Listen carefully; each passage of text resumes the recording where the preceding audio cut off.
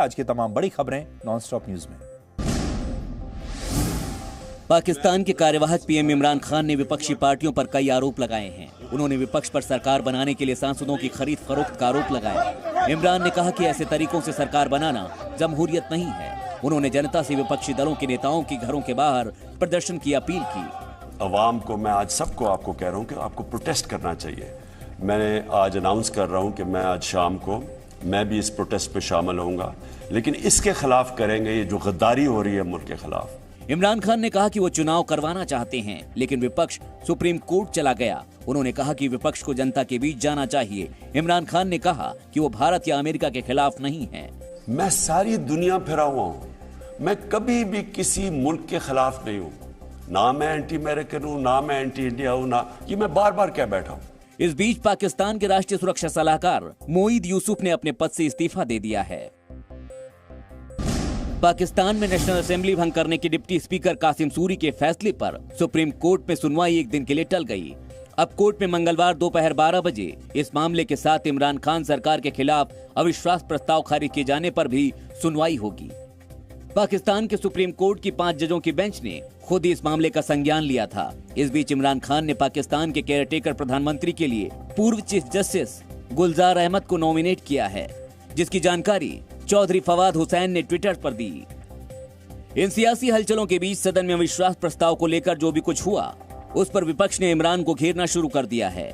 पीएमएलएन के नेता शहबाज शरीफ ने इमरान पर संविधान की मर्यादा तोड़ने का आरोप लगाया और दावा किया है कि उनके रवैये से दुनिया भर में पाकिस्तान की किरकिरी हुई है। क्रिमिनल प्रोसीजर आइडेंटिफिकेशन बिल 2022 आज हंगामे के बीच लोकसभा से पास हो गया। बिल पर हुई चर्चा का जवाब देते हुए केंद्रीय गृह मंत्री अमित शाह ने विपक्ष पर जमकर निशाना साधा और देश के खिलाफ काम करने वाले लोगों पर यूएपीए लगाने की चेतावनी भी दी। देश के विरुद्ध काम करने के खिलाफ यूएपीए नहीं लगेगा, निश्चित लगेगा और जेल की सलाखों के पीछे डालेगा। गृह मंत्री अमित शाह ने कहा कि विपक्ष को पीड़ितों के मानवाधिकारों की भी फिक्र करनी चाहिए। उन्होंने लोगों के डेटा के सुरक्षित होने और उसका गलत इस्तेमाल नहीं होने का भी भरोसा दिया। इस दौरान विपक्ष की टोका टोकी पर भी उन्होंने तंज कसा। विपक्ष ने केंद्र सरकार की तरफ से लाए जा रहे इस नए कानून को संविधान के खिलाफ बताया और इसके गलत इस्तेमाल की आशंका जताई। पेट्रोल डीजल की कीमतों में बढ़ोतरी के मुद्दे पर राज्यसभा में आज विपक्षी दलों ने हंगामा किया। हंगामे की वजह से राज्यसभा की कार्यवाही स्थगित कर दी गई। विपक्ष का आरोप है कि सरकार महंगाई, पेट्रोल डीजल की कीमतों पर चर्चा नहीं करना चाहती। हालांकि सरकार ने विपक्ष पर मुद्दे को लेकर राजनीति करने का आरोप लगाया है। So what is the world scenario? People know that. Try to understand the reality instead of making the politics. Delhi में पेट्रोल डीजल की कीमत में आज 40 पैसे की बढ़ोतरी हुई। पिछले 14 दिनों में पेट्रोल डीजल के दाम तकरीबन 8.5 रुपए प्रति लीटर बढ़ चुके हैं। लखीमपुर खीरी हिंसा मामले में आरोपी आशीष मिश्रा की जमानत रद्द करने की मांग वाली याचिका पर आज सुप्रीम कोर्ट में सुनवाई पूरी हो गई। सुप्रीम कोर्ट ने याचिका पर फैसला सुरक्षित रखा है। मामले की जांच कर रही एसआईटी ने अपनी रिपोर्ट में कहा है, उनकी तरफ से यूपी सरकार को आशीष मिश्रा की जमानत को सुप्रीम कोर्ट में चुनौती देने की 2 बार सलाह दी गई। एसआईटी ने कोर्ट को बताया कि जांच में मिले सबूतों के मुताबिक आशीष घटना के वक्त मौके पर मौजूद था।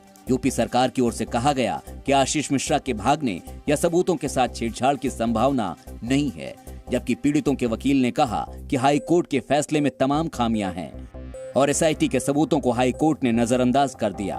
वहीं आशीष मिश्रा के वकील ने दलील दी है कि घटना के वक्त वो मौके पर मौजूद नहीं था। गोरखपुर के गोरखनाथ मंदिर में पीएसी के जवानों पर धारदार हथियार से हमला करने वाले शख्स को कोर्ट ने 14 दिन के लिए जेल भेज दिया है। आईआईटी मुंबई से इंजीनियरिंग की पढ़ाई कर चुके अहमद मुर्जा अब्बासी पर आरोप है कि उसने गोरखनाथ मंदिर परिसर में धारदार हथियार से कई लोगों पर हमला करने की कोशिश की, जिसमें पीएसी के 2 जवान घायल हो गए। इस मामले की जांच एटीएस को सौंप दी गई है। यूपी पुलिस ने इस हमले में टेरर एंगल से इनकार नहीं किया है।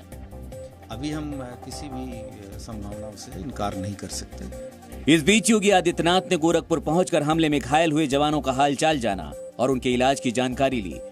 इसके बाद सीएम योगी आदित्यनाथ मंदिर पहुंचे और मौका वारदात का भी मुआयना किया।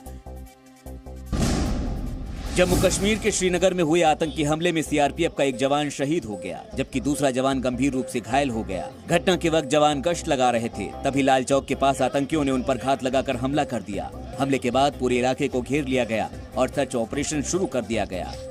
आतंकियों ने पुलवामा में गैर कश्मीरी नागरिकों को निशाना बनाया है। वहां आतंकियों ने बिहार से काम करने आए 2 लोगों को गोली मार दी। इस हमले में दोनों घायल हो गए, जिसके बाद उन्हें अस्पताल में भर्ती कराया गया। शोपियां में भी आतंकियों ने एक कश्मीरी पंडित को गोली मार दी। एमएनएस प्रमुख राज ठाकरे के मस्जिदों में लाउड स्पीकर से अजान बंद किए जाने वाले बयान पर राजनीति तेज हो गई है। बयान पर एमएनएस के तेवर अभी भी तल्ख बने हुए हैं। जो आपने अभी तक महाराष्ट्र के अलग भागों में देखा है, वो सिर्फ एक ट्रेलर है, पिक्चर तो अभी बाकी है। तो दूसरी तरफ महाराष्ट्र बीजेपी के नेता ने मंदिरों के लिए फ्री लाउड स्पीकर बांटने का ऐलान किया है।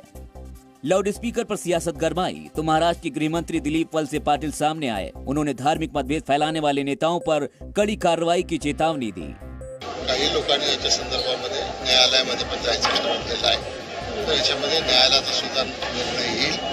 तर न्यायालयाचा निर्णय आल्याच्या नंतर त्याच्यावर आवश्यक ती उपाययोजना केली जातील। Presenting B News app, available on Google Play and App Store. Download it now.